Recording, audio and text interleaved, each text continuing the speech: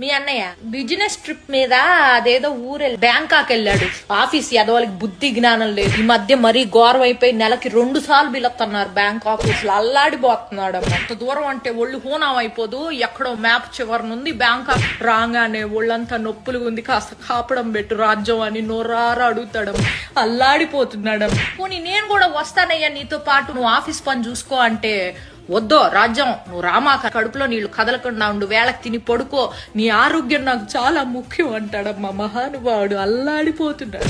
ఓ రోజైతే అర్ధరాత్రి పూట ఆఫీస్ నుంచి పూజ అనే అమ్మాయి ఫోన్ చేసి నువ్వు ఉన్న పళంగా రావాలి అర్జెంటుగా అని చెప్పేసేసరికి మనిషి ప్యాంటు చొక్కా వేసుకొని గబా గబా గబా గబా బయలుదేరిపోయాడమ్మా. తెల్లారొచ్చాక తెలిసింది ఆ పూజ అనే అమ్మాయి ఫోన్ చేయకపోతే ఉద్యోగం కాస్త ఊడిపోయేది. అల్లాడిపోతున్నాడమ్మా మనిషి. అసలు ఏమైంది తెలుసా, నేను పుట్టిన నుంచి వచ్చేటప్పటికి ఇంట్లో ఒక అమ్మాయి ఉంది. నాన్న నీకు ఎవరండి ఈవిడే అని అడిగేసేప్పటికి అర్బన్ క్లాప్ నుంచి పిలిపించాడంట నన్ను సర్ప్రైజ్ చేయడానికి, ఇల్లంతా క్లీన్ చేయించి. కాకపోతే నేను వచ్చేటప్పుడు మరి క్లీనింగ్ ఏమీ చేయలేదు, మరి టైం అయిపోయిందో ఏమో గానీ అల్లాడిపోతా ఉంటాడు ఎప్పుడు చూసినా.